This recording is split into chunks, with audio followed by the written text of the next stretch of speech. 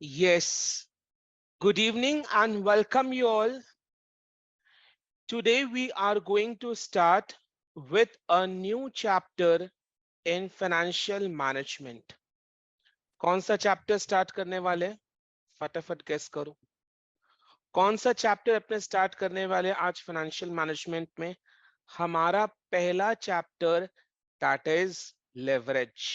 Yes, very rightly said by Suchna, Jaykumar, Pooja, Yuvraj, Harsh, Abhishek, and Namandi. Yes, leverage. And yes, leverage खासकर मेरा favourite chapter है because इस chapter से मेरा एक बहुत ही पुराना रिश्ता है। सर, लेवरेज के चैप्टर से आपका क्या रिश्ता है, ये अपने क्लास के एंड में डिस्कस करेंगे। अभी चैप्टर शुरू करते हैं, ठीक है। लेवरेज का चैप्टर शुरू करने से पहले let us first have a quick recap of the income statement.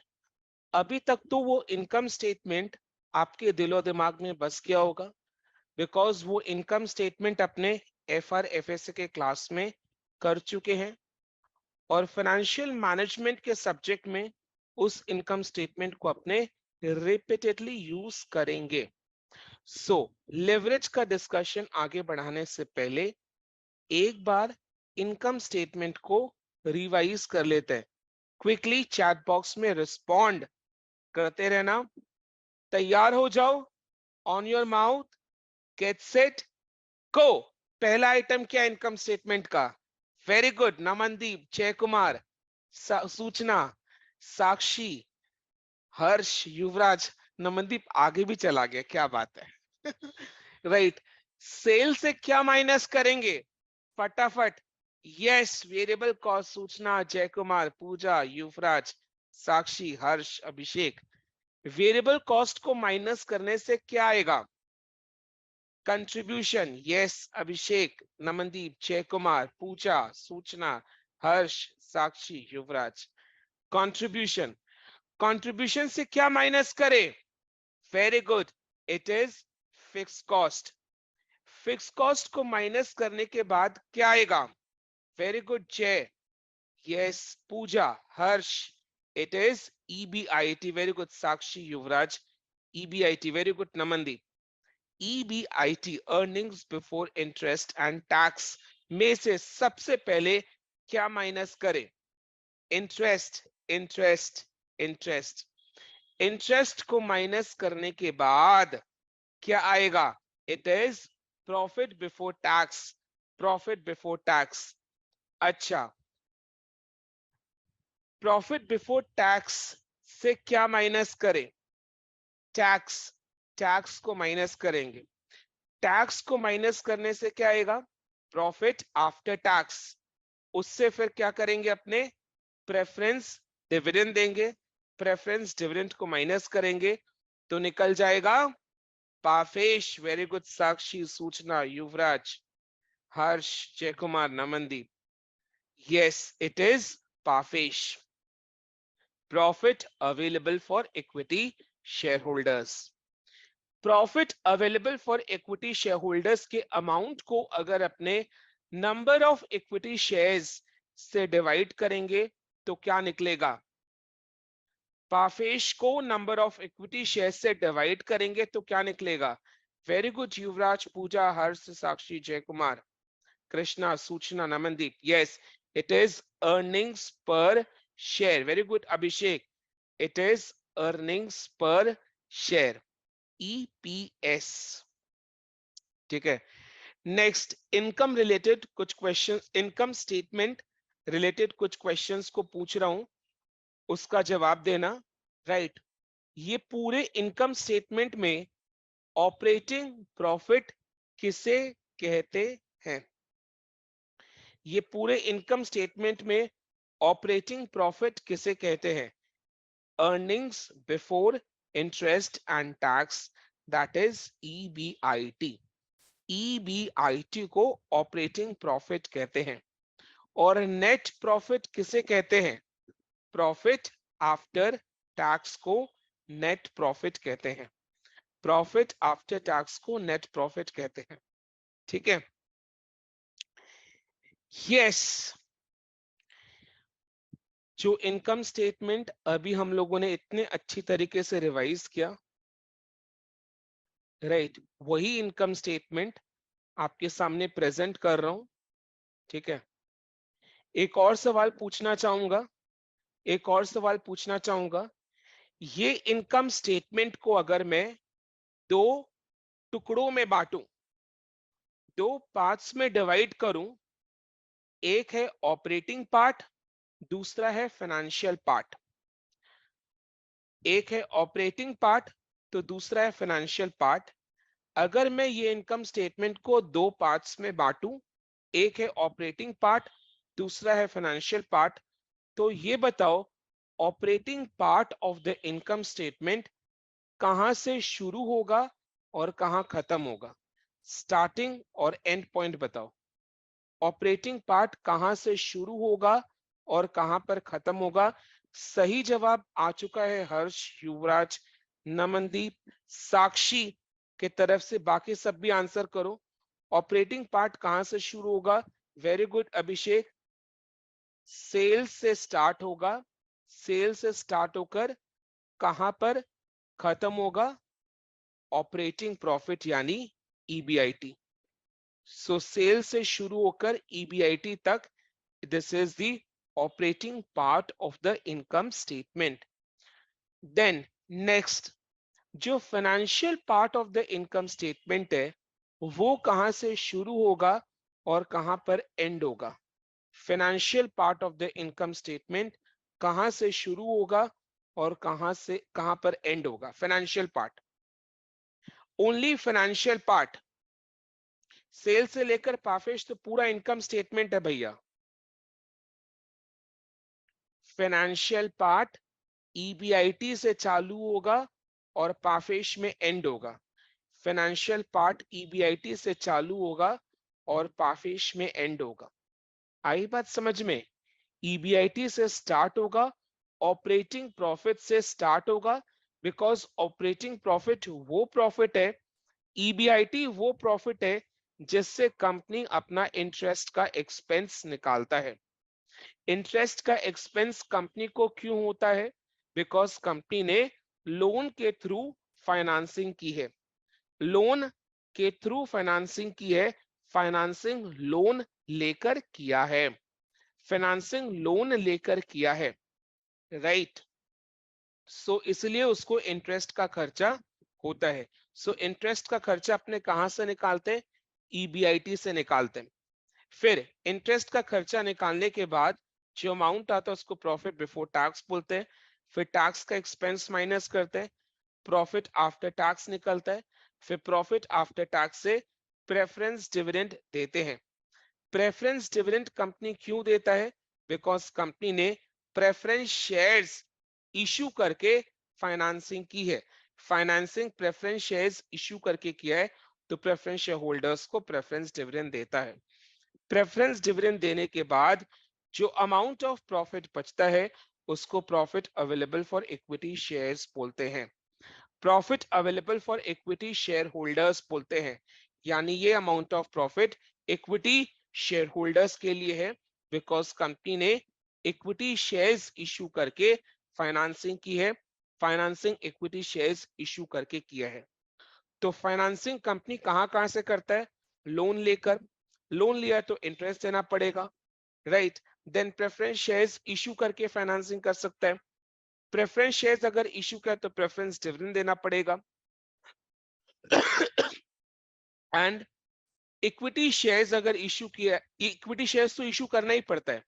Equity shares अगर इशू किया है तो उनको इक्विटी डिविडेंड देना पड़ेगा, और इक्विटी डिविडेंड पाफेश से निकाल कर दिया जाता है। आई बात समझ में? सो ईबीआईटी से लेकर PAFESH financial part of the income statement है, सेल से लेकर EBIT is operating part of the income statement. ठीक है, राइट। सर ये इनकम स्टेटमेंट तो ऑलरेडी अपने एफआरएफएसए के चैप्टर में कर चुके थे, फिर आपने अभी एफएम के क्लास में लिवरेज का चैप्टर शुरू करने से पहले इसे रिवाइज क्यों करवाया? खुद ही सोच लो, अगर मैंने इसको रिवाइज करवाया है तो मैं आपके साथ टाइम पास तो बिल्कुल भी नहीं कर रहा। अगर मैंने इसको रिवाइज करवाया है तो ऑब्वियसली ये इनकम स्टेटमेंट हमारे आज के डिस्कशन में यूज होगा। ठीक है, तो अब शुरू करते हैं फाइनेंशियल मैनेजमेंट का हमारा पहला चैप्टर, दैट इज लीवरेज। ठीक है, लेवरेज। कितने जन ये लेवरेज का चैप्टर अपने रेस्पेक्टिव कॉलेज में स्टार्ट कर चुके हैं? ऑनेस्टली आंसर देना, यस नो में। लेवरेज का चैप्टर कितने जन अपने कॉलेज में स्टार्ट कर चुके हैं? जिन लोग स्टार्ट कर दिए हैं, यस में जवाब देना। ठीक है, तो दो लोगों ने स्टार्ट कर दिया है, एक कॉलेज जाता है और एक ने सीएस में ये चैप्टर पढ़ा है। सीएस में फाइनेंशियल मैनेजमेंट का सब्जेक्ट होता है, तो उसमें लिवरेज का भी एक चैप्टर है, तो उधर पढ़ा है। अच्छा, जिन लोगों ने भी, वो दो जन, ठीक है, दो जन, नाम नहीं ले रहा हूं, वो दो जन मेरे को बताओ, क्या आपको पता है लेवरेज का मतलब क्या है? What do you understand by the word leverage? Do you know what is the meaning of the word leverage? Okay, yes sir, yes. I request कि आप अनम्यूट करके थोड़ा बहुत बताए कि लेवरेज का मतलब क्या, मतलब जो भी आपको पता है लेवरेज के बारे में, what do you understand by the meaning of the word leverage? I'm telling what do you understand by the meaning of the word leverage. Please unmute yourself and answer. थोड़ा बहुत शर्माने का कोई बात नहीं है, अपने सब फ्रेंड्स लोग हैं। Yes, please. Sir, it is the ability of the firm, how the firm uses the fixed cost or financial cost in converting that cost to maximizing the EPS. My goodness, ये जो definition आपने बोला है, ये CA institute के study material से लिया गया है, बिकॉज मैं भी सीए कर चुका हूं और मैं सीए इंटरमीडिएट के स्टूडेंट्स को पढ़ाता भी हूं। तो आपने जो डेफिनेशन कहा है वो सीए इंस्टीट्यूट के मटेरियल से लिया गया है। ठीक है, सिंपल भाषा में, मतलब मैं आपको मत समझना कि मैं आपको प्रेशराइज कर रहा हूं, बट सिंपल भाषा में आप लिवरेज का मीनिंग बता सकते हो? सिंपल भाषा में कोशिश करो बता पाओगे, कोशिश करो बता पाओगे, एक्सप्लेन करो। आपने जो बोला है that is correct, absolutely pitch perfect correct answer, but अपने भाषा में कैसे एक्सप्लेन कर सकते हो? कोशिश सर करो ना थोड़ा। हाँ बोलो। सर कंपनी जैसे फाइनेंशियल कॉस्ट क्या होता है, अगर हम किसी से कुछ लोन लेते हैं तो उसमें जो हमें इंटरेस्ट पे करना पड़ता है, तो उसको ही यूज करते हुए हम किस अमाउंट या कहाँ से हम लोग ऐसे से लोन ले जिससे हमारा अर्निंग पर शेयर पे ज़्यादा इफेक्ट ना पड़े, मतलब हम लोग अपने शेयर होल्डर्स या स्टेक होल्डर्स को ज़्यादा बेनिफिट दे सकें, ऐसे कहीं से हमें वो देना चाहिए लोन। ठीक है, एकदम सही जवाब, मतलब बहुत ही उम्दा, बहुत ही अच्छा, बहुत ही अच्छा, तारीफ के काबिल। यस, और ये नमनदीप ने कहा, ठीक है, हर्ष चैट बॉक्स में आंसर कर रहे, ability to increase the return of investors by using fixed cost और fixed asset। ठीक है, तो ये कुछ कुछ आइडिया है जो हमें अपने फ्रेंड से मिला है लिवरेज के बारे में। ठीक है, एक और आंसर आया, acquiring assets by taking loan which is advantageous to the company। ठीक है, तो सबने अपना अपना जो भी उनको आइडिया था वो हमारे साथ शेयर किया। अब अब सही मायने में आप लोग भी सही हो, आप लोग भी सही हो, डेफिनेटली सही हो, रॉन्ग एकदम भी बिल्कुल भी नहीं हो, एकदम सही है, बहुत अच्छा आंसर दिया इनफैक्ट, ठीक है, राइट। बट अभी अपने लेवरेज का थोड़ा सा इजी वर्जन, या ऐसा बोल लो थोड़ा सा प्रैक्टिकल वर्जन समझने वाले हैं, ठीक है, थोड़ा सा प्रैक्टिकल वर्जन समझने वाले, ठीक है। ऑब्वियसली आप लोग अनूप क्लासेस में क्लासेस कर रहे हो, तो अंडरस्टैंडिंग थोड़ा सा हटकर तो बनता है, पढ़ाई थोड़ा सा हटकर तो होगा, ठीक है, राइट, थोड़ा सा डिफरेंट तो होगा, अदरवाइज अनूप क्लासेस क्यों फिर। चलो आ जाओ। यस, जब मैं अपना जब मैं अपना सीए इंटरमीडिएट का क्लासेस कर रहा था एज अ स्टूडेंट, तो मैंने पहली बार उस वक्त लिवरेज पढ़ा था। उस वक्त सर ने मेरे को एक इनकम स्टेटमेंट बनाकर बताया था, राइट। बैचेस होती थी, बड़ी बड़ी बैचेस होती थी सीए इंटरमीडिएट के क्लासेस में, करीबन 150-200 स्टूडेंट एक साथ बैठकर पढ़ते थे, सर पढ़ाते थे। तो सर ने इनकम स्टेटमेंट बनवाया, यही इनकम स्टेटमेंट जो अभी आपके सामने स्क्रीन में है। फटाफट 3 लेवरेजेस बताया, उसका फॉर्मूला लिखाया और तुरंत क्वेश्चंस को सॉल्व करना शुरू करवा दिया, ठीक है। तो मेरे से क्वेश्चंस तो बन रही थी, क्वेश्चंस को मैं सॉल्व कर पा रहा था, बिकॉज जो फॉर्मूलाज थे वो काफी इजी थे, जिसको मैं एकदम आराम से अप्लाई कर पा रहा था, आप लोग भी कर पाओगे। But at the back of my mind I was thinking कि what is the word leverage mean? What is the meaning of the word leverage? And why are we studying leverage in financial management? ध्यान से सुनना। The word leverage, उस समय मेरे दिमाग में एक क्वेश्चन आया था जिसका आंसर मैंने खुद निकाला था, खुद से सोचा नहीं था, बुक्स को पढ़ा था, ठीक है, काफी सारे बुक्स को पढ़ा था, पढ़ते रहा, तब जाकर कहीं लेवरेज का मीनिंग समझ में आया। तो वो मीनिंग मैं आपके साथ शेयर कर रहा हूं। The word leverage is coming from the word lever, ठीक है। The word leverage is coming from the word lever. पेट के बगल में जो लीवर है वो नहीं, LEVER, lever, is coming from the French word lever. अच्छा, लिवर अपने कहीं पर सुने हैं, क्लास 7-8 में कहीं पर सुने हैं लिवर? सीसॉ वाला, यस युवराज। और एग्जांपल्स दे सकते हो लीवर का, अपने कहीं पर सुने हैं लिवर? पुली, ठीक है, पुली का स्पेलिंग ठीक करो।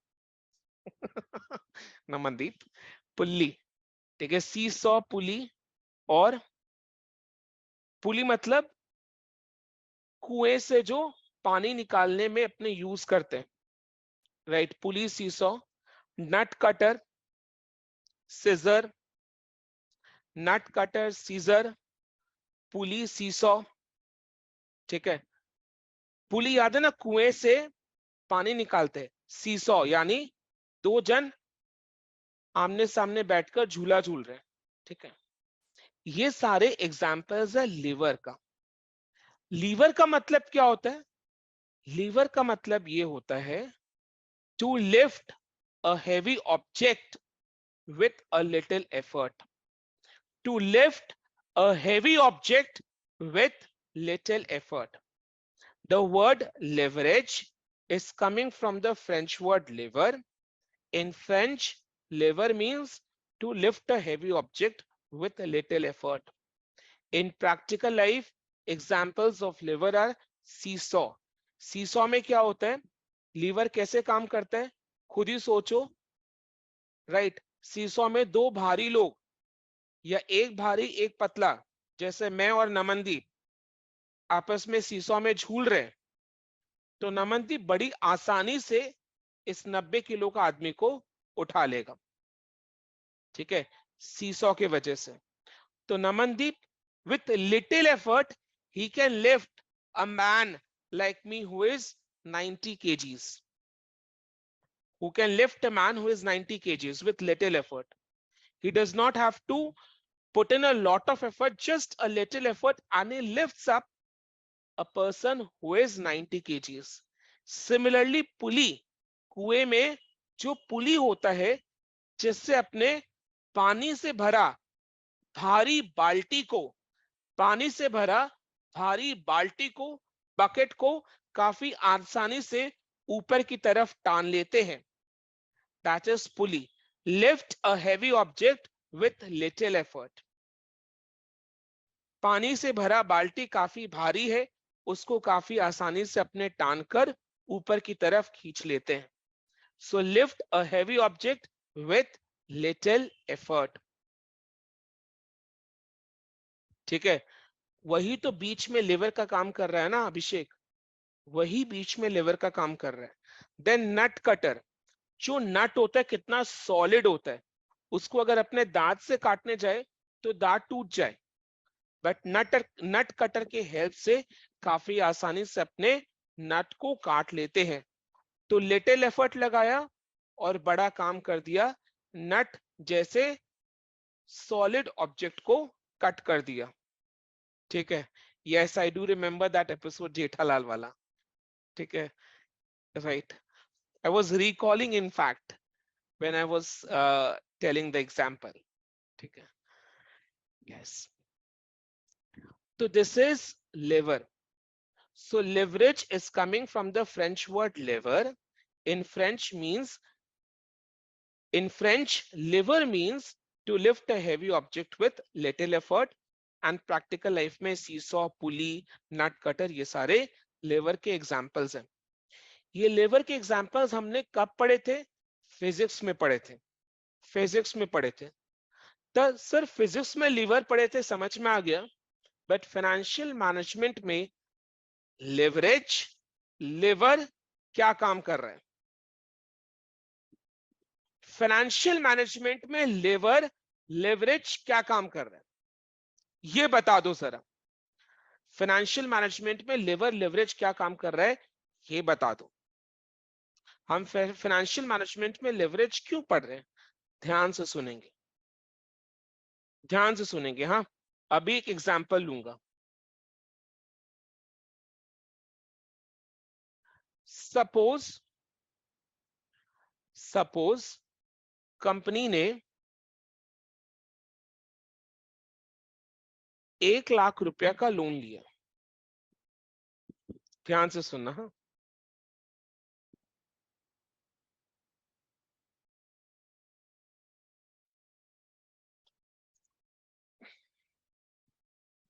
सपोज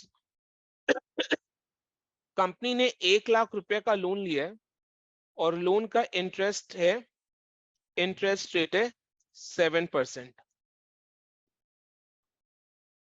ये कंपनी का एक ड्राफ्ट बैलेंस शीट प्रिपेयर कर रहा हूं। कंपनी का बैलेंस शीट वर्टिकल फॉर्मेट में होता है एज पर schedule 3 of the companies act, but अभी अपने वर्टिकल फॉर्मेट को यूज नहीं कर रहे, हॉरिजॉन्टल फॉर्मेट में बैलेंस शीट को समझ रहे for our ease of understanding. और कंपनी ने इक्विटी शेयर्स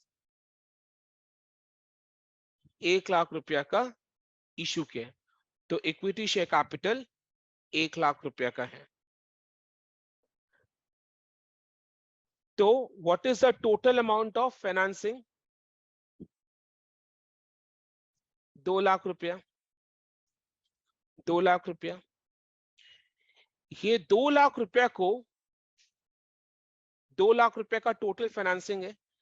ये 2 लाख रुपया को कंपनी ने इन्वेस्ट कर दिया अपने बिजनेस में। बिजनेस में इन्वेस्ट करने का मतलब क्या? बिजनेस के एसेट्स में इन्वेस्ट कर दिया। प्लांट बैठाया होगा, फैक्ट्री बैठाई होगी, प्रोडक्शन चालू किया होगा, तो बिजनेस में 2 लाख रुपया लगा दिया, यानी 2 लाख का एसेट्स खरीद लिया। इन्वेस्टिंग डिसीजन, पहले 2 लाख रुपए का फाइनेंसिंग लिया, फाइनेंसिंग डिसीजन लेकर 1 लाख रुपए इक्विटी शेयर्स एंड 1 लाख रुपया लोन से लेकर, तो ये 2 लाख रुपया मिलाकर बिजनेस में इन्वेस्ट कर दिया, बिजनेस में 2 लाख का एसेट्स को खरीदा है। ठीक है, अब जिस बिजनेस में कंपनी ने 2 लाख रुपया लगाया है, उस बिजनेस का रिटर्न ऑन इन्वेस्टमेंट, जिस बिजनेस में कंपनी ने 2 लाख रुपया लगाया है, यानी 2 लाख रुपया इन्वेस्ट किया है, उस बिजनेस का रिटर्न ऑन इन्वेस्टमेंट 10% है। उस बिजनेस का रिटर्न ऑन इन्वेस्टमेंट 10% है। उस बिजनेस का रिटर्न ऑन इन्वेस्टमेंट 10% है। तो मेरे को ये बताओ, ये 2 लाख जिस बिजनेस में कंपनी ने इन्वेस्ट किया है, उसका अगर रिटर्न ऑन इन्वेस्टमेंट 10% है, 10% है, तो ये 2 लाख लगाकर कंपनी कितना प्रॉफिट कमा रहा है? फटाफट चैट बॉक्स में आंसर आना चाहिए सबके तरफ से। जय कुमार, अभिषेक, युवराज, यस, बाकी सब जन रिस्पॉन्ड करो। यस नमनदीप, क्वेश्चन ये है कि कंपनी ने 2 लाख रुपया बिजनेस में इन्वेस्ट किया है, उस बिजनेस का रिटर्न ऑन इन्वेस्टमेंट 10% है, तो बिजनेस में 2 लाख रुपया लगाकर कंपनी कितना प्रॉफिट कमाएगा? 2 लाख का 10% कितना होता है? 20,000। 20,000, 2 लाख का 10% 20,000, राइट। अब फटाफट चैट बॉक्स में ये बताओ, 2 लाख का 20,000 का प्रॉफिट कमाया, 20,000 का प्रॉफिट कमाया, राइट। अब जो लेंडर्स है, जिससे कंपनी ने 1 लाख रुपया का लोन लिया है, वो 1 लाख पर लेंडर्स को 7% का इंटरेस्ट चाहिए। So what is the amount of interest? बोलो, इंटरेस्ट का अमाउंट कितना है? वेरी गुड जय कुमार, इंटरेस्ट का अमाउंट बताओ। 1 लाख रुपया का लोन है, 7% का इंटरेस्ट का रेट है, तो इंटरेस्ट का अमाउंट इज 1 लाख का 7%, which is 7,000 rupees. 7,000 rupees, 7,000 rupees, right, 7,000 rupees. अब मेरे को ये बताओ, ये जो 20,000 कंपनी ने 2 लाख रुपया बिजनेस में इन्वेस्ट करके कमाया है, जिस पर रिटर्न ऑन इन्वेस्टमेंट 10% का है, ये 20,000 में से सबसे पहले कंपनी अपने लेंडर्स को इंटरेस्ट देगा, हाँ या ना? वाई फॉर यस और no, Y for yes and for no. Yes, interest देगा। तो 20,000 में से सबसे पहले 7,000 का इंटरेस्ट देगा। 7,000 इंटरेस्ट दे दिया, 20,000 में से 7,000 निकालकर इंटरेस्ट का पेमेंट कर दिया, तो बैलेंस कितना बचा? बैलेंस कितना बचा? वेरी गुड पूजा, जय कुमार, अभिषेक, युवराज, बैलेंस 13,000 बचा। वेरी गुड सूचना, नमनदीप, बैलेंस 13,000 बचा। ये 13,000 का प्रॉफिट किसको मिलेगा? ये 13,000 का प्रॉफिट अब कंपनी किसको देगा? यानी balance amount of profit company किसको देगा? वेरी गुड अभिषेक, जय कुमार, किसको देगा? कंपनी के ओनर्स को देगा। कौन है ओनर? ये वाले केस में इक्विटी शेयर होल्डर्स। तो इक्विटी शेयर होल्डर्स को 13,000 रुपीज का रिटर्न मिल रहा है। 13,000 रुपीज मिल रहे हैं, समझ में आया ना?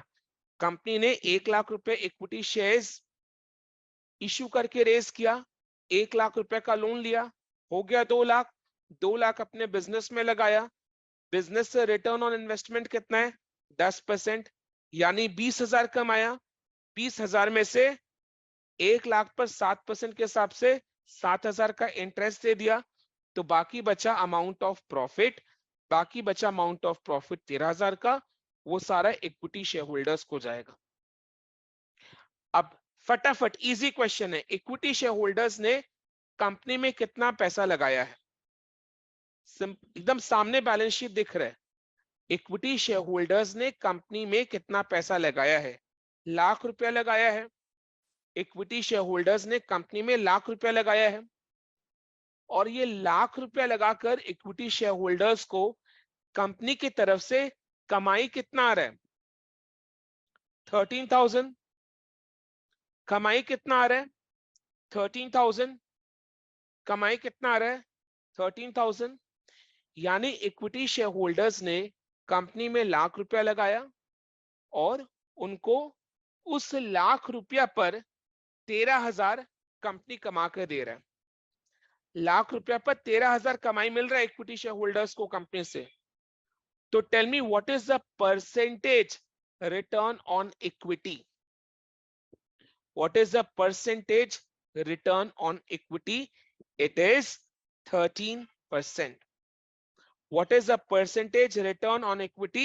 It is 13%. अब ध्यान से सुनो,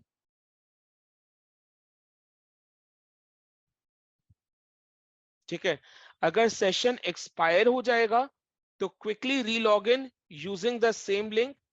Until and unless I tell you tata bye bye goodbye, see you good night, जो भी है शब्बा खैर शुभ रात्रि, जब तक मैं ना बोल दूं तब तक आप रीलॉग इन करते रहेंगे, हमारे साथ बने रहेंगे, हमारे क्लास को एंजॉय करेंगे, पार्टिसिपेट करते रहेंगे। अब देखो, ये 2 लाख पर कंपनी ने 10% कमाया, कमाया कि नहीं कमाया? कमाया। ये 2 लाख रुपया कहां से आया? इक्विटी शेयर से 1 लाख रुपया, लोन से 1 लाख रुपया। यानी कंपनी ने इक्विटी शेयर्स के 1 लाख रुपए पर 10% कमाया, और लोन के रुपए पर भी 10% कमाया। कमाया कि नहीं कमाया? यस, कमाया। कंपनी ने 2 लाख रुपया पर 10% कमाया। ये 2 लाख रुपया कहां से आया? ₹1,00,000 इक्विटी से, ₹1,00,000 लोन से। यानी ये दोनों से जो लाख रुपया कंपनी ने लिया था, वो दोनों पर यस, तो कंपनी ने दोनों से जो 1 लाख रुपया लिया था, दोनों के पैसों पर कंपनी ने 10% कमाया। यानी लोन के 1 लाख रुपए पर कंपनी ने 10% कमाया। यस और नो? यानी लोन के 1 लाख पर कंपनी ने 10% कमाया, यानी 1 लाख पर कितना कमाया? 10,000। ये 10,000 में से लेंडर्स को इंटरेस्ट कितने अमाउंट का दिया? 7,000। 7,000, ठीक है, 7,000। तो बाकी बचा कितना? 3,000। ये 3,000 किसको जाएगा? इक्विटी शेयर होल्डर्स को जाएगा। ये 3,000 किसको जाएगा? बाकी बचा प्रॉफिट किसको जाता है? कंपनी के मालिक यानी शेयर होल्डर्स को जाता है, इक्विटी शेयर होल्डर्स को जाएगा। तो लोन के पैसों पर, लोन के 1 लाख पर कंपनी ने 10% कमाया, यानी 10,000 कमाया, बट उस 10,000 में से कंपनी ने 7,000, केवल 7,000, केवल 7,000 का इंटरेस्ट लेंडर्स को दिया, बिकॉज लेंडर्स को अपना सिर्फ एक फिक्स रेट ऑफ इंटरेस्ट ही चाहिए होता है, इससे ज्यादा उन्हें नहीं चाहिए होता है। फिर आप उनके पैसे पर जितना भी कमा लो, उससे उनको कोई फर्क नहीं पड़ता। फिर आप उनके पैसों पर जितना भी कमा लो, उससे उनको कोई फर्क नहीं पड़ता, उन्हें सिर्फ अपना एक फिक्स्ड रेट ऑफ इंटरेस्ट चाहिए होता है। तो लेंडर्स के 1 लाख रुपए पर कंपनी ने 10% यानी 10,000 कमाया, जिसमें से 7% का लोन, 7% का इंटरेस्ट यानी 7,000 इंटरेस्ट का अमाउंट लेंडर्स को दिया, बाकी बचा 3,000। ये 3,000 किसको जाएगा? इक्विटी शेयर होल्डर्स को जाएगा। Right now equity shares issue करके जो कंपनी ने 1 लाख रुपया रेज किया था, वो 1 लाख रुपया पर भी कंपनी ने 10% कमाया, यानी इक्विटी शेयर होल्डर्स के पैसों पर भी कंपनी ने 10% कमाया। कितना कमाया? 10,000 कमाया, 10,000 कमाया, तो इक्विटी शेयर होल्डर्स को उनके पैसों पर जो कंपनी ने कमाया है वो तो मिलेगा ही।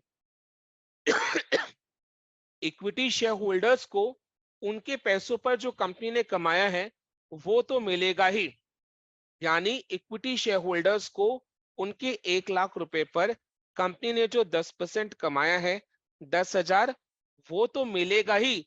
इसके साथ साथ लेंडर्स यानी लोन के 1 लाख पर 3,000 भी मिल रहा है, लोन के 1 लाख पर 3,000 भी मिल रहा है। समझ में आया? तो इक्विटी शेयर होल्डर्स को अपने 1 लाख पर 10% यानी 10,000 मिल ही रहे, और इसके साथ साथ 3,000 भी मिल रहे, यानी इक्विटी शेयर होल्डर्स को कितना मिल रहा है? 13,000, 13,000, 13,000। आई बात समझ में? कंपनी ने 2 लाख रुपया बिजनेस में लगाया, 10% का रिटर्न ऑन इन्वेस्टमेंट है, 20,000 है, जिसमें से 7%, जिसमें से 7% on 1 lakh, that is 7,000 is interest, तो बाकी बचा 13,000 इक्विटी शेयर होल्डर्स को जाएगा। यानी इक्विटी शेयर होल्डर्स को अपने लाख रुपया पर 10% के साथ साथ लेंडर्स के लाख रुपया पर 3% भी मिल रहा है। यानी इक्विटी शेयर होल्डर्स को अपने लाख रुपया पर 10% के साथ साथ लेंडर्स के लाख रुपया पर 3% मिल रहा है। सो कुल मिलाकर हो गया 13%। 13%, 13% कैसे? 13,000 divided by 1 lakh into 100 is 13%, यानी इक्विटी शेयर होल्डर्स को 13% मिल रहा है। खुद सोचो, इक्विटी शेयर होल्डर से जो पैसा कंपनी ने लिया था उस पर तो कंपनी 10% ही कमाया, बट इक्विटी शेयर होल्डर्स को कितना मिल रहा है? 13%। आज इक्विटी शेयर होल्डर्स का रिटर्न अपलिफ्ट हुआ या नहीं हुआ? इक्विटी शेयर होल्डर्स का रिटर्न अपलिफ्ट हुआ या नहीं हुआ? Y for yes, N for no में जवाब दो जल्दी से जल्दी। इक्विटी शेयर होल्डर्स का रिटर्न अपलिफ्ट हुआ या नहीं हुआ? इक्विटी शेयर होल्डर्स का रिटर्न अपलिफ्ट हुआ, बिकॉज इक्विटी शेयर होल्डर्स के पैसों पर कंपनी ने 10% कमाया, बट इक्विटी शेयर होल्डर्स को रिटर्न ऑन इक्विटी 13% का मिल रहा है। उन्हें अपने पैसों पर 10% के साथ साथ लेंडर्स के पैसों पर 3% भी मिल रहा है, यानी 13% आ रहा है। राइट, 13% आ रहा है। तो ये जो इक्विटी शेयर होल्डर्स का रिटर्न अपलिफ्ट हो गया, ये अपलिफ्ट होने का वजह, रीजन क्या है? एक शब्द में जवाब दो। क्या लगता है? इक्विटी शेयर होल्डर्स का रिटर्न जो अपलिफ्ट हुआ है वो किस वजह से हुआ है? लोन के वजह से हुआ है, लोन के वजह से हुआ है, लोन लेने के वजह से हुआ है। ठीक है, लोन लेने के वजह से हुआ है, लोन लिया ना, उस वजह से हुआ है। बिकॉज लेंडर्स को अपने पैसे पर एक फिक्स रेट ऑफ इंटरेस्ट चाहिए, उससे ज्यादा उन्हें चाहिए नहीं होता। अब उनके पैसे पर कंपनी जितना कमा ले, वो बाकी बैलेंस अमाउंट ऑफ रिटर्न सारा इक्विटी शेयर होल्डर्स को चला जाता है। लेंडर्स को अपने पैसों पर एक फिक्स रेट ऑफ इंटरेस्ट चाहिए होता है, बस उससे ज्यादा उन्हें कोई बात से मतलब नहीं। अब उनके पैसों पर कंपनी जो भी एक्स्ट्रा कमा ले वो सारा इक्विटी शेयर होल्डर्स को जाता है। अब लेंडर्स के पैसे पर कंपनी जो भी एक्स्ट्रा कमा ले वो सारे इक्विटी शेयर होल्डर्स को जाता है। तो लोन लेने की वजह से इक्विटी शेयर होल्डर्स का रिटर्न अपलिफ्ट हो रहा है। तो हल्का सा लोन लिए, हल्का सा लोन लिए, हल्का सा लोन लेने का मतलब सर समझे नहीं? लोन लिए, उस पर थोड़ा सा इंटरेस्ट पे किए, लोन लिए उस पर थोड़ा सा इंटरेस्ट पे किए, और थोड़ा सा इंटरेस्ट पे करके हम लोगों ने इक्विटी शेयर होल्डर्स का रिटर्न को अपलिफ्ट करवा दिया। This is lifting a heavy object with little effort, and here comes the function of lever, and here comes the function of lever, and yes, the word leverage, and thus the word leverage। ठीक है, समझ में आया? But मेरे को ये बताओ, loan की वजह से इक्विटी शेयर होल्डर्स को मन में भय या डर सताता है या नहीं? आज कोई भी लोन लेगा तो उसे मन में किस बात का डर होगा? हर साल एक फिक्स्ड रेट ऑफ इंटरेस्ट देना पड़ेगा, टाइमली बेसिस में देना पड़ेगा, लोन का रीपेमेंट इंस्टॉलमेंट टाइमली बेसिस में पे करना पड़ेगा। नहीं करेंगे तो ये लेंडर्स लोग बहुत ही बदमाश है, इनके पास कंपनी का रखा हुआ सिक्योरिटी है, ये सिक्योरिटी को बेचकर अपना पैसा चुका लेंगे। तो लोन के प्रेजेंस के वजह से इक्विटी शेयर होल्डर्स के लिए एक रिस्क है, एक खतरा है, एक रिस्क है, एक खतरा है, एक रिस्क है, एक खतरा है। और जहां पर रिस्क है वहां क्या है बोलो? और जहां रिस्क है, क्या बात है, क्या बात है? ठीक है, बोले। देखा किसने बोला? जय कुमार ने बोला। क्या बात है जय कुमार, तालियां। बाकी सब तो रिटर्न रिटर्न बोलकर रह गए। जय कुमार ने इश्क बोला है कि जहां रिस्क है वहां इश्क है, और जहां इश्क है वहां रिस्क है। ठीक है, क्या बात है। बाकी सब तो ऐसे छोटे मोटे बच्चे लोग हैं, रिटर्न बोल दिए। लेजेंड तो हमारा जय कुमार है। ठीक है, राइट। रिटर्न भी बोल दिए सर, दोनों बोल दिए। ठीक है, हाँ मैंने देखा आपने रिटर्न भी बोला है। तो जहां रिस्क है वहां रिटर्न है। तो जहां पर इक्विटी शेयर होल्डर्स का रिटर्न लोन के वजह से अपलिफ्ट होता है, वहीं पर इक्विटी शेयर होल्डर्स को लोन के प्रेजेंस से खतरा भी है, रिस्क भी है।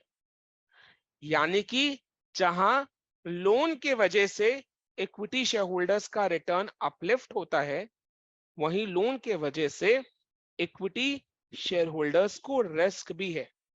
इसलिए फाइनेंशियल मैनेजमेंट में लेवरेज का मतलब रिस्क होता है। इसीलिए फाइनेंशियल मैनेजमेंट में लेवरेज का मतलब रिस्क होता है। और जहां पर रिस्क है वहां पर रिटर्न ऑटोमेटिकली अपलिफ्ट होगा, बिकॉज जितना ज्यादा रिस्क उतना ज्यादा रिटर्न, जितना ज्यादा रिस्क उतना ज्यादा रिटर्न। बिना लोन लिए बिजनेस कर ही नहीं सकते, करना अच्छी बात भी नहीं है। असली बिजनेसमैन तो वो है जो दूसरों के पैसों पर अपना प्रॉफिट कमाता हो। तो इधर में इक्विटी शेयर होल्डर्स लेंडर्स के पैसों पर प्रॉफिट कमाता है, वही असली धंधा है, बाकी सब बेकार है। ठीक है, तो थोड़ा सा रिस्क लेना बनता है। रिस्क से क्या होता है? रिटर्न अपलिफ्ट होता है। तो ये लेवरेज का काम करता है। तो फाइनेंशियल मैनेजमेंट में लेवरेज का मतलब इज रिस्क। लेवरेज का मतलब इज रिस्क। ठीक है, ओके।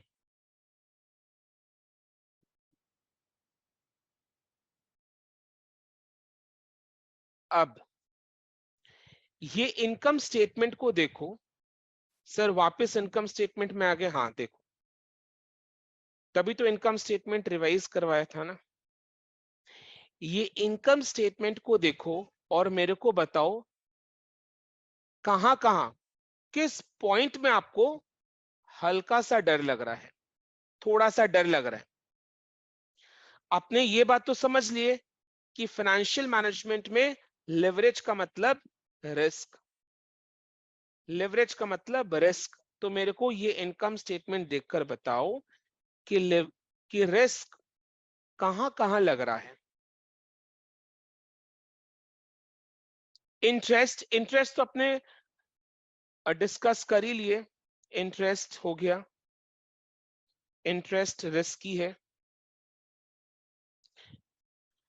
इंटरेस्ट रिस्की इसलिए है, रिस्क इसलिए बिकॉज कंपनी के दिमाग में टेंशन रहेगा, कंपनी के इंटरेस्ट रिस्क इसलिए पैदा करता है बिकॉज इंटरेस्ट देना पड़ता है हर साल, और इंटरेस्ट देना पड़ता है हर साल, तो उस वजह से कंपनी के दिमाग में एक टेंशन घूमता है। टेंशन किस बात का घूमता है? To earn sufficient amount of EBIT so that interest का खर्चा निकल जाए। पूजा गोयल बोल रही है प्रेफरेंस डिविडेंड, अभिषेक गुप्ता बोल रहा है प्रेफरेंस डिविडेंड। अभिषेक गुप्ता और पूजा गोयल प्रेफरेंस डिविडेंड क्यों बोल रही है? क्यों बोल रही है दोनों प्रेफरेंस डिविडेंड? ध्यान से सुनो। पूजा गोयल बोल रही है कि सर, जैसे लेंडर्स को एक फिक्स्ड रेट ऑफ इंटरेस्ट चाहिए होता है, प्रेफरेंस शेयर होल्डर्स को भी एक फिक्स्ड रेट ऑफ डिविडेंड चाहिए होता है। देखो, ध्यान से सुनना अच्छी तरीके से, दोनों जन एकदम करेक्ट है, अभिषेक गुप्ता, पूजा गोयल एंड सूचना, तीनों जन एकदम करेक्ट है। ध्यान से सुनना कैसे।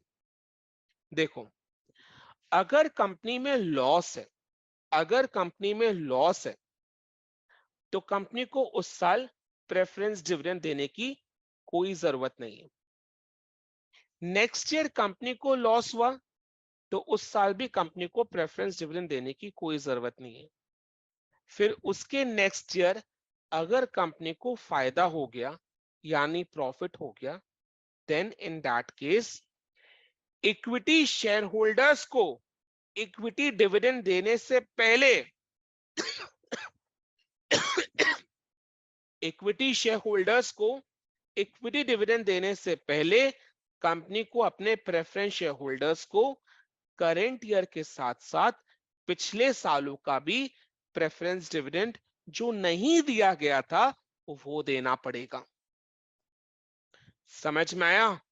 अगर कंपनी को फायदा हुआ, प्रॉफिट हुआ, तो इक्विटी डिविडेंड देने से पहले कंपनी को अपने प्रेफरेंस शेयर होल्डर्स को करेंट ईयर का डिविडेंड के साथ साथ पिछले सालों का भी डिविडेंड देना पड़ेगा जो नहीं दिया गया था। तो इक्विटी शेयर होल्डर्स के लिए हो गया ना नुकसान वाला बात, खतरे वाला बात, कि इक्विटी डिविडेंड देने से पहले पुराना प्रेफरेंस डिविडेंड देकर उन्हें पहले खुश किया जाएगा और इक्विटी शेयर होल्डर्स को बाद में देखा जाएगा। तो इक्विटी शेयर होल्डर्स के लिए एक तरीके से वो भी रिस्की ही है। दूसरा दूसरा सुनो, दूसरा खतरा क्या है प्रेफरेंस शेयर होल्डर्स की वजह से इक्विटी शेयर होल्डर्स को? दूसरा खतरा क्या है? जब कंपनी वाइंड अप करेगा ना, लिक्विडेट करेगा, तो लिक्विडेशन के वक्त जब कंपनी अपने शेयर होल्डर्स का पेमेंट करेगा, तो शेयर होल्डर्स का पेमेंट में सबसे पहले प्रेफरेंस शेयर होल्डर्स को प्रेफरेंस दिया जाएगा, यानी प्रेफरेंस शेयर होल्डर्स को उनके कैपिटल का अमाउंट दिया जाएगा। सबसे पहले प्रेफरेंस शेयर होल्डर्स को उनके कैपिटल का अमाउंट रीपे किया जाएगा। बाद में अगर कुछ बचा तो इक्विटी शेयर होल्डर्स को मिलेगा, अदरवाइज नहीं। तो इक्विटी शेयर होल्डर्स के लिए प्रेफरेंस शेयर होल्डर्स का प्रेजेंस कोई रिस्क से कम नहीं है, इसलिए प्रेफरेंस डिविडेंड भी रिस्क पैदा करता है। समझ में आ गया?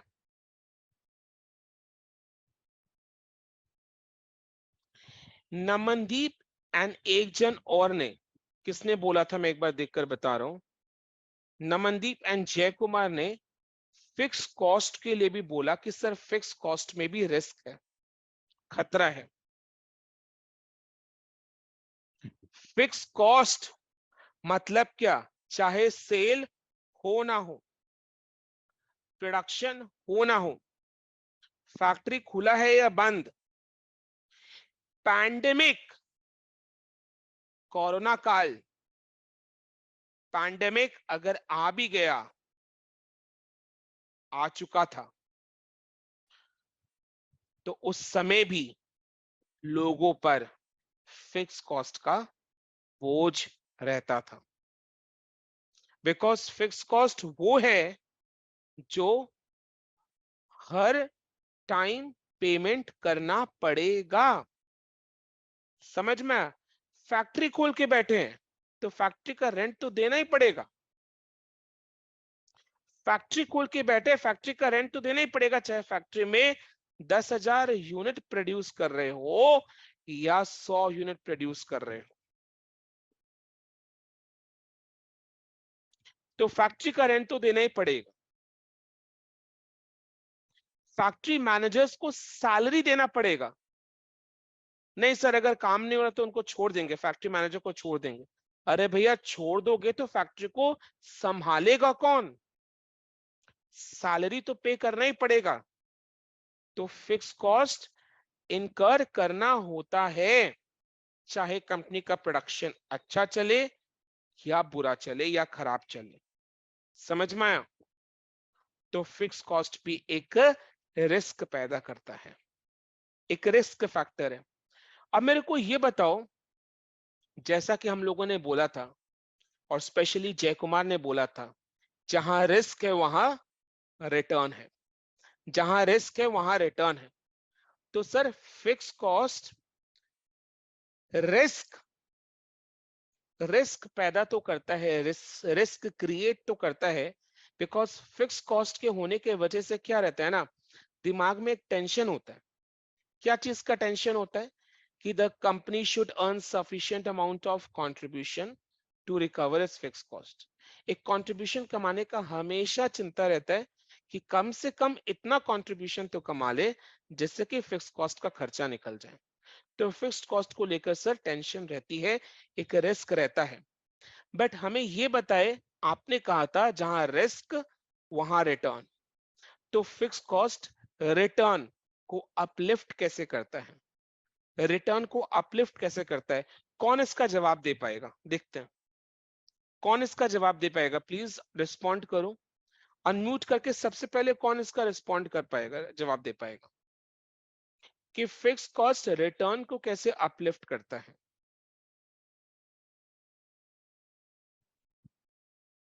कैसे रिटर्न को अपलिफ्ट करता है, बोलो। जैसे फॉर एग्जाम्पल, मैं एक जगह ऑफलाइन क्लासेस लेता हूं, वहां पर 100 स्टूडेंट्स का सीटिंग कैपेसिटी है। मैं एक जगह ऑफलाइन क्लासेस लेता हूं, वहां पर 100 स्टूडेंट्स का सीटिंग कैपेसिटी है। ठीक है, तो वहां का एक फिक्स्ड रेंट हर महीना मुझे पे करना होता है। उस जगह का हर महीना मुझे एक फिक्स्ड अमाउंट रेंट का पे करना पड़ता है। रेंट का एक फिक्स्ड अमाउंट हर महीना पे करना पड़ता है, राइट? चाहे स्टूडेंट्स का काउंट कितना हो या कितना ना हो, राइट? आप खुद ही सोचो, सपोज अभी एग्जिस्टिंग बैच में खाली 50 स्टूडेंट्स पढ़ रहे हैं, तो रेंट का खर्चा उतना ही लग रहा है, रेंट का खर्चा उतना ही लग रहा है, रेंट का खर्चा उतना ही लग रहा है ना। ठीक है, अब इधर में 50 स्टूडेंट्स की जगह अगर फुल कैपेसिटी में स्टूडेंट्स पढ़ने लग गए, यानी 50 की जगह 100 स्टूडेंट्स पढ़ने लग गए, तो रेंट का खर्चा बढ़ेगा क्या? रेंट का खर्चा बढ़ेगा, हाँ या ना में जवाब दो, फटाफट बोलते रहो। कम ऑन, रेंट का खर्चा बढ़ेगा? आंसर इज नो, रेंट का खर्चा नहीं बढ़ेगा। रेंट का खर्चा नहीं बढ़ेगा, तो ये खर्चा बढ़ता नहीं है। आप आराम से नंबर ऑफ स्टूडेंट्स को बढ़ाओ ना, रेंट का टेंशन मत लेना, रेंट का खर्चा नहीं बढ़ेगा, रेंट का खर्चा आपको परेशान नहीं करे। तो खुद ही सोचो, अगर रेंट का खर्चा नहीं बढ़ा तो परसेंटेज इंक्रीज इन ईबीआईटी ज्यादा से बढ़ेगा या नहीं? नंबर ऑफ स्टूडेंट्स कितना से बढ़े? 50 से 100 हो गए, यानी 100% इंक्रीज हो गया, बट फिक्स कॉस्ट इंक्रीज नहीं हुआ। तो percentage change in EBIT, percentage increase in EBIT 100% से ज्यादा होगा। यस और नो? स्टूडेंट्स मेरे 50 से 100 हो गए, मेरा रेंट का खर्चा नहीं बढ़ा। 50 से 100 होने का मतलब क्या? डबल हो गए, 100% increase, but fix cost change नहीं हुआ। तो कंट्रीब्यूशन तो 100% से इंक्रीज करेगा, फिक्स कॉस्ट चेंज नहीं हुआ, तो ईबीआईटी मोर देन 100% से इंक्रीज करेगा। होगा या नहीं रिटर्न अपलिफ्ट? ईबीआईटी का परसेंटेज रिटर्न अपलिफ्ट होगा या नहीं? यस, ईबीआईटी का परसेंटेज ज्यादा अपलिफ्ट होगा. Percentage increase in EBIT will be more than percentage increase in contribution. Percentage change in EBIT will be more than percentage increase in contribution because बीच का जो fixed cost है वो change नहीं हो रहा. तो इधर में fixed cost जहां risk create कर रहा है वहीं पर दूसरी ओर हमें return भी दे रहा है. यानी फिक्स कॉस्ट लीवर का काम कर रहा है, लेवरेज का काम कर रहा है. आइए बात समझ में. Sir next interest. Sir interest आपने एग्जांपल के थ्रू समझा दिया था. प्रेफरेंस डिविडेंड का बता दो. Preference dividend equity share holders के लिए रिस्क पैदा करता है, ये समझ में आ गया. बट आपने कहा था जहां रिस्क वहां रिटर्न. तो preference share holders equity share holders का रिटर्न को अपलिफ्ट कैसे करता है? एकदम डेथ की जैसे. प्रेफरेंस शेयर होल्डर्स को अपने पैसे पर एक फिक्स्ड रेट ऑफ डिविडेंड चाहिए. अब उनके पैसों पर आप जितना कमा लो, जितना एक्स्ट्रा कमाओगे वो सारे इक्विटी शेयर होल्डर्स को जाएगा, है कि नहीं? सपोज जो एग्जाम्पल हम लोगों ने लिया था उसमें 1 लाख लोन के जगह 1 लाख प्रेफरेंस शेयर कैपिटल होता तो भी वही सेम डिस्कशन होता. यानी प्रेफरेंस शेयर होल्डर्स को अपने 1 लाख पर 7% का डिविडेंड चाहिए, 7,000 चाहिए. बाकी उनके पैसों को यूज करके जितना एक्स्ट्रा कमा लो वो सारा extra earnings equity share holders को जाता है. ठीक है, वो सारे extra earnings equity share holders को जाता है. तो इक्विटी शेयर होल्डर्स का रिटर्न अपलिफ्ट होता है. तो ये फिक्स कॉस्ट, इंटरेस्ट और प्रेफरेंस डिविडेंड, ये तीन रिस्क का घंटी बजाते हैं और रिटर्न का दिया जलाते हैं. समझ में आया? तो ये तीन लेवरेज का काम करते हैं. ठीक है, अब देखो सेल्स से लेकर ईबीआईटी तक, ध्यान से सुनना, सेल्स से लेकर ईबीआईटी तक operating part of the income statement है. यस, और सेल्स से लेकर ईबीआईटी तक खतरा कहां मंडरा रहा है? फिक्स कॉस्ट में मंडरा रहा है. रिस्क कहां पर है? फिक्स कॉस्ट पर है. ठीक है, तो ये जो रिस्क है इसे हम क्या नाम देंगे? ये operating part of the income statement का रिस्क है, तो इस रिस्क को अपने क्या नाम देंगे? Operating risk. इस रिस्क को अपने क्या नाम देंगे? Operating risk. बिल्कुल सही जवाब युवराज सूचना, ऑपरेटिंग रिस्क. ये risk operating part of the income statement में है, इसलिए ये रिस्क का नाम क्या होगा? Operating risk. देन ईबीआईटी से लेकर पाफेश, ईबीआईटी से लेकर पाफेश, ईबीआईटी से लेकर पाफेश तक इस financial part of the income statement, और financial part of the income statement में खतरा दो जगह मंडरा रहा है, रिस्क दो जगह है, इंटरेस्ट और प्रेफरेंस डिविडेंड. इंटरेस्ट और प्रेफरेंस डिविडेंड, है कि नहीं? तो इंटरेस्ट और प्रेफरेंस डिविडेंड की वजह से जो रिस्क क्रिएट होता है उसे हम क्या नाम देंगे? Financial risk. Financial risk.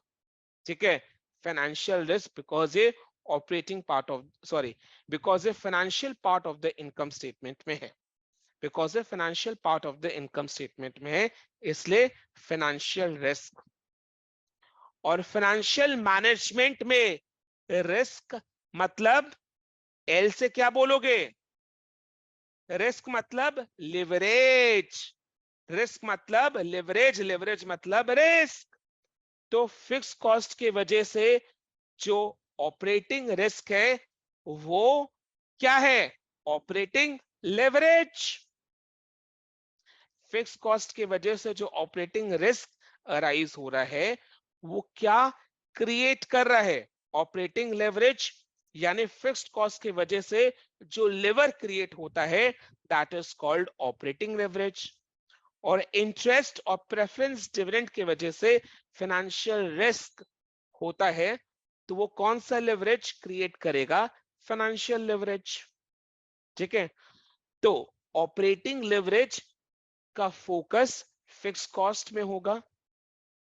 Operating leverage create fix cost की वजह से होगा। फाइनेंशियल लेवरेज क्रिएट इंटरेस्ट और प्रेफरेंस डिविडेंड की वजह से होगा। आई बात समझ में? राइट सबको समझ में आया? यस नो में जवाब दोगे फटाफट, यस नो में जवाब दो। ठीक है, clear? Okay, crystal clear.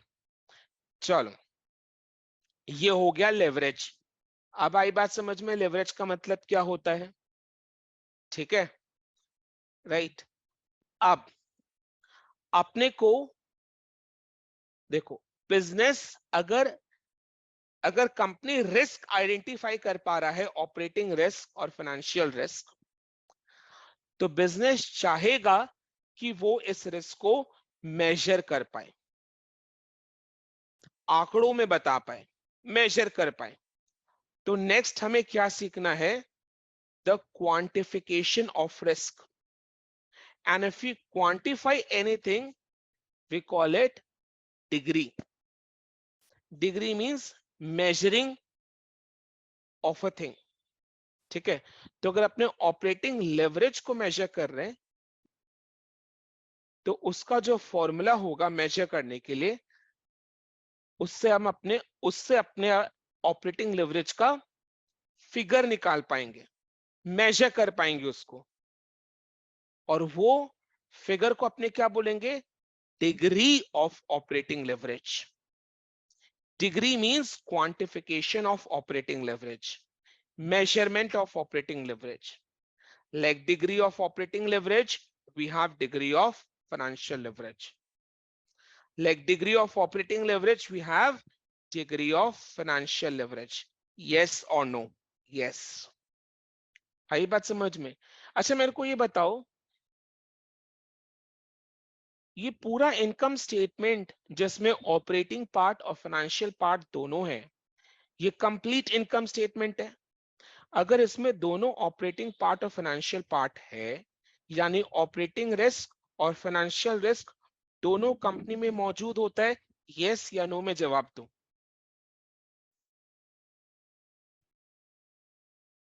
Operating risk financial risk दोनों कंपनी में मौजूद होता है?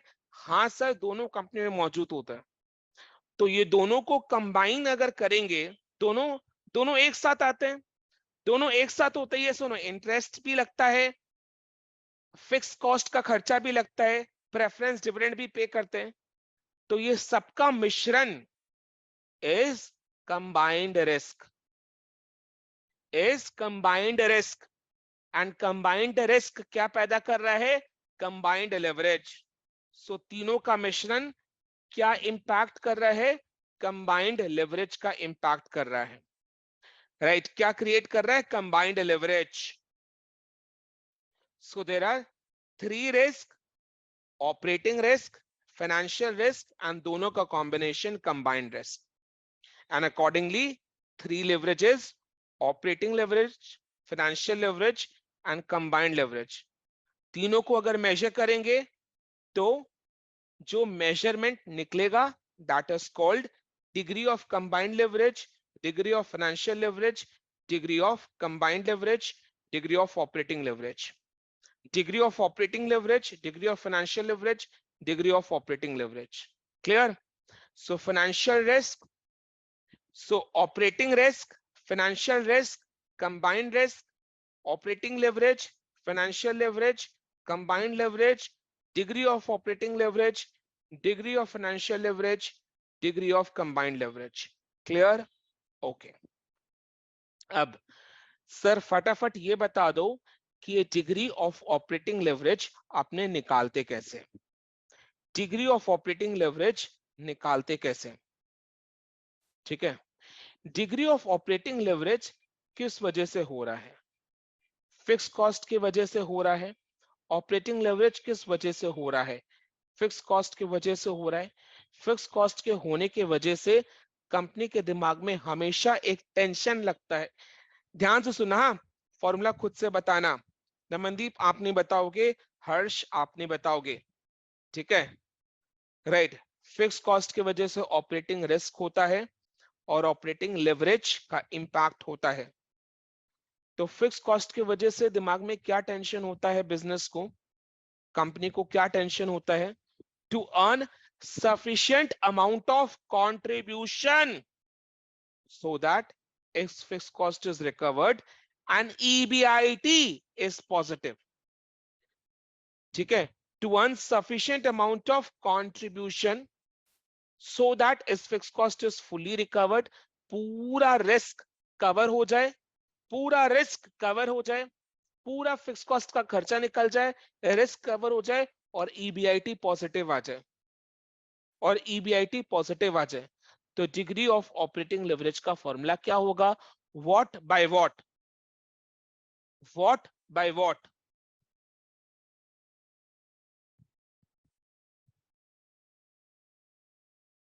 देखो रेशियो मैंने पूछा ना, व्हाट बाय व्हाट, तो ऊपर में पॉजिटिव फिगर आएगा, नीचे में भी पॉजिटिव फिगर आएगा।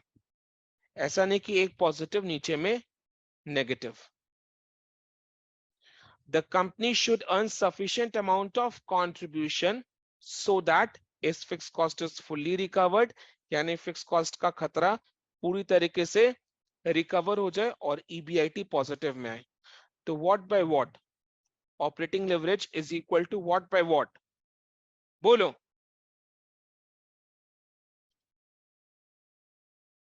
Contribution by EBIT. Very good Suchna, very good Abhishek.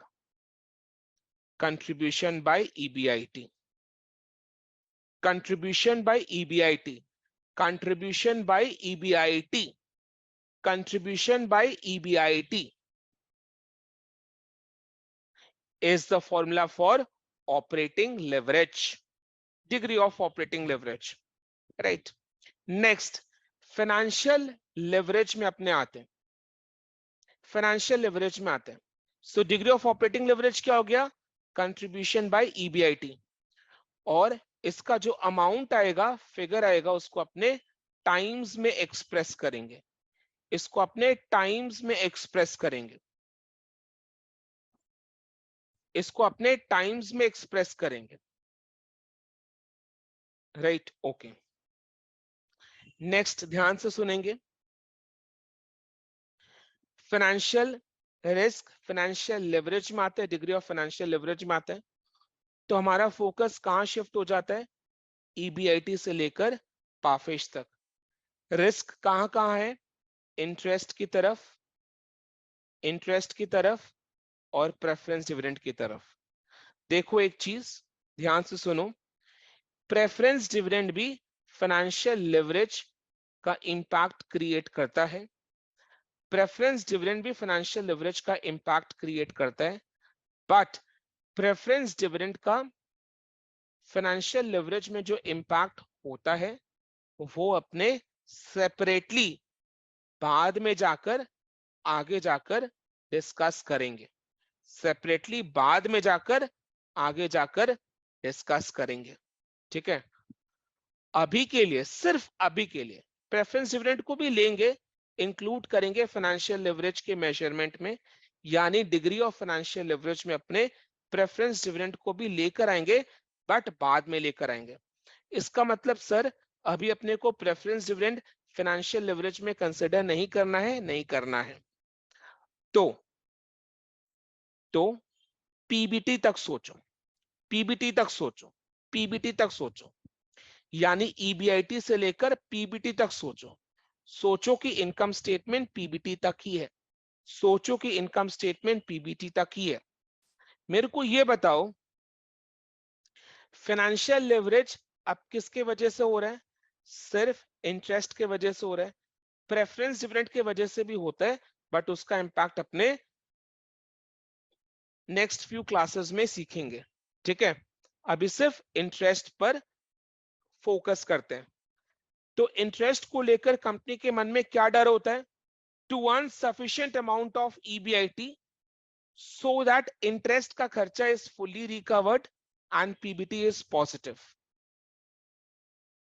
To earn sufficient amount of EBIT so that interest का खतरा is fully recovered and PBT is positive. So financial leverage का formula क्या होगा? What by what? Very good, Suchna, Pooja, Abhishek. It is EBIT by PBT. समझ में आ गया? EBIT by PBT. Clear? EBIT by PBT. So, degree of operating leverage, contribution by EBIT. Degree of financial leverage, EBIT by PBT. Preference dividend को बाद में लेकर आएंगे degree of financial leverage में. ठीक है, डिग्री ऑफ फाइनेंशियल लेवरेज में. Sir एक बार प्लीज एक्सप्लेन कीजिए.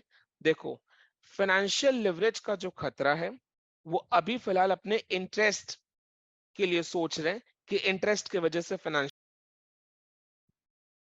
यस, मैं एक बार फिर से रिपीट कर रहा हूं कि अभी फाइनेंशियल रिस्क अपने खाली इंटरेस्ट के लिए सोच रहे हैं कि इंटरेस्ट की वजह से फाइनेंशियल रिस्क हो रहा है.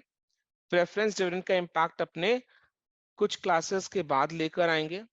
So interest financial risk create कर रहे हैं और फाइनेंशियल लेवरेज का इंपैक्ट क्रिएट कर रहे हैं. तो इंटरेस्ट को लेकर कंपनी में क्या खतरा, क्या डर रहता है? To earn sufficient amount of EBIT so that interest का खर्चा निकल जाए, interest is fully recovered and the PBT is positive, right? So degree of financial leverage का क्या फॉर्मूला होगा? EBIT by PBT. EBIT by PBT. EBIT by PBT. Clear? आई बात समझ में? यस, जैसे मैंने फिक्स कॉस्ट के लिए क्या बोला था? To earn sufficient amount of contribution so that fixed cost is fully recovered and EBIT is positive. So degree of operating leverage का formula क्या था? Contribution by EBIT. Same tone में मैं क्या बोल रहा हूँ? Interest के लिए to earn sufficient amount of EBIT so that interest का खर्चा निकल जाए and PBT is positive. So degree of financial leverage formula क्या होगा? EBIT by PBT. ठीक है?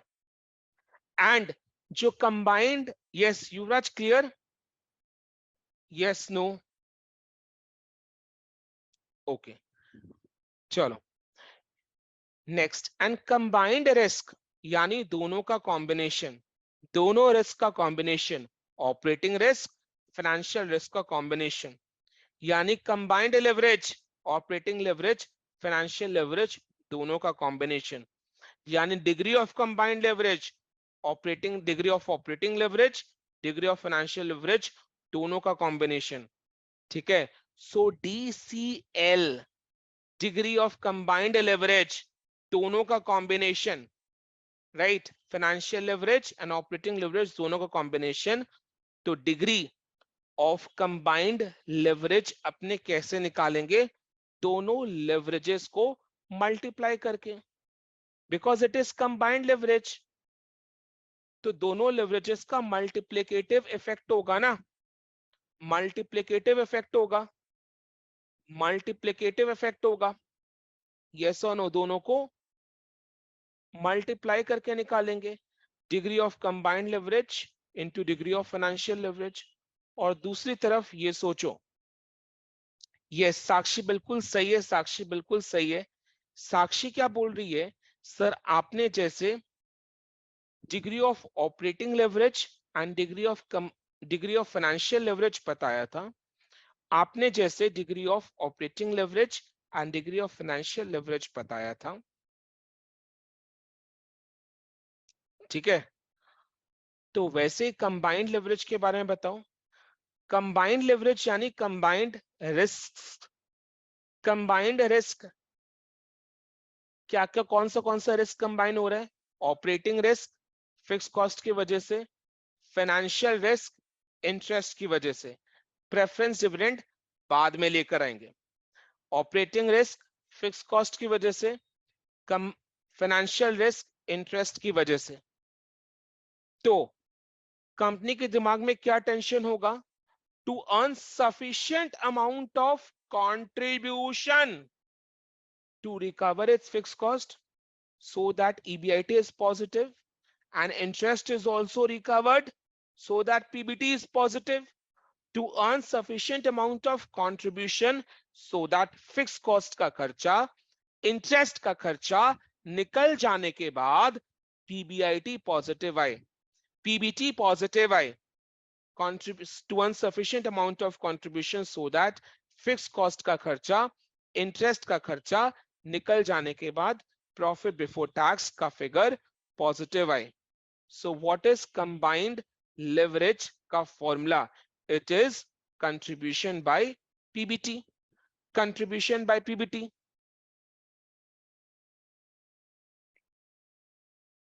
है कि नहीं? Contribution by PBT. DOL क्या है? Contribution by EBIT.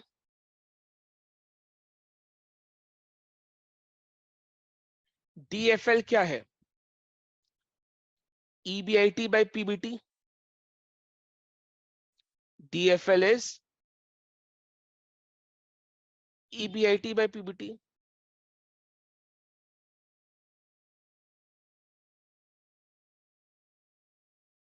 ठीक है. और DCL क्या है? ठीक है. DCL क्या, फटाफट बताओ.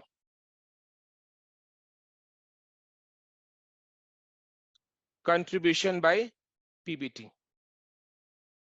DCL means degree of combined leverage. Contribution by PBT.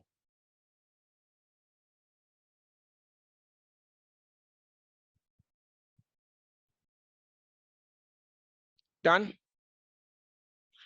अब देखो, DOL और DFL दोनों को अगर मल्टीप्लाई करेंगे, DOL और DFL दोनों को अगर मल्टीप्लाई करेंगे, मल्टीप्लाई करो, मल्टीप्लाई करो, EBIT कैंसल हो गया, बचा क्या?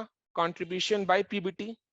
कंट्रीब्यूशन बाय PBT तो DCL का वही फॉर्मूला है, कंट्रीब्यूशन बाय PBT. यानी DCL का दूसरा फॉर्मूला क्या है? DOL into DFL. लॉजिकली भी समझो, दो लॉजिक समझाता हूं. DCL means combined leverage coming from combined risk, which is combination of operating risk and operating risk and financial risk. That is, it combines operating leverage and financial leverage both. तो multiplicative effect आएगा, multiplicative effect आएगा DOL into DFL. दूसरे तरीके से सोचो, combined leverage यानी combined risk यानी fix cost और इंटरेस्ट दोनों के वजह से जो रिस्क होता है उसका कॉम्बिनेशन. सो कंपनी के दिमाग में क्या टेंशन है? To earn sufficient amount of contribution so that fix cost और इंटरेस्ट दोनों का खर्चा निकल जाए और पीबीटी पॉजिटिव आए. तो contribution by PBT, contribution by PBT, right. And contribution by PBT कैसे निकलेगा? DOL DFL दोनों को मल्टीप्लाई करो, EBIT कैंसल हो जाएगा, बचेगा क्या? Contribution by EBIT, PBT, contribution by PBT.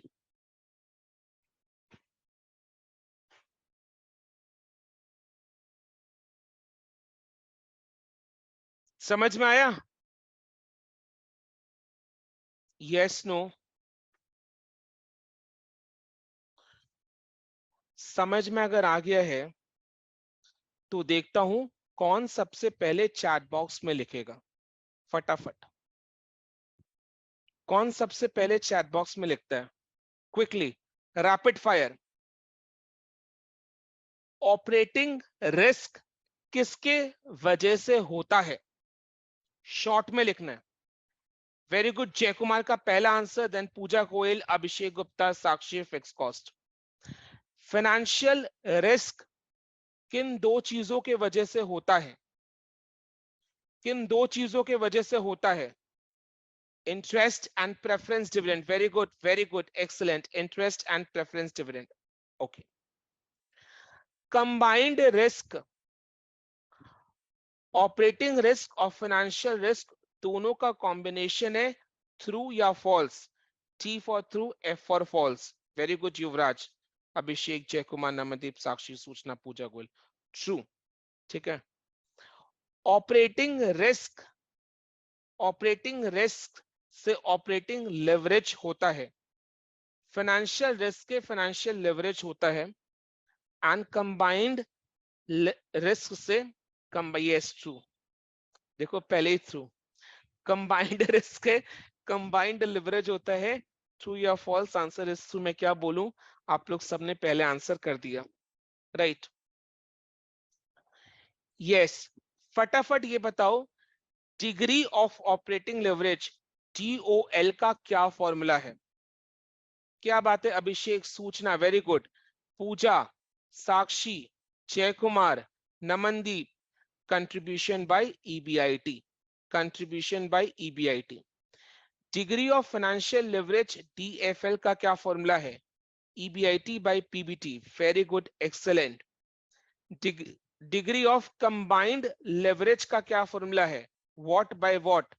Contribution by PBT, contribution by PBT। Degree of combined leverage का दूसरा फॉर्मूला क्या है? What into what? Degree of combined leverage का दूसरा फॉर्मूला क्या है? DOL into DFL, DOL into DFL। ठीक है, DOL इंटू DFL।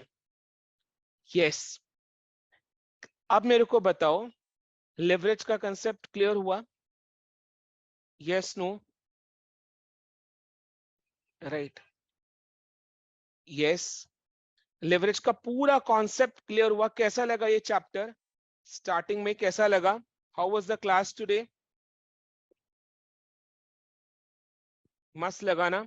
एंड जिन लोग ने भी कॉलेज में या इससे पहले कहीं पर भी ये लेवरेज का चैप्टर किया था, ऑनेस्टली अनम्यूट करके जवाब देना, अनम्यूट करके जवाब देना। थोड़ा सा डिफरेंट या न्यू लगा? यस और नो? अनम्यूट करके जवाब दो। थोड़ा सा डिफरेंट लगा? यस सर, पूरे डिफरेंट तरीके से बताया आपने। पूरा ही डिफरेंट लगा ना? राइट, तो डिफरेंस रहेगा। ठीक है, बिकॉज ये वो सब्जेक्ट है जिसमें मैंने रिसर्च लेवल का पढ़ाई कर लिया।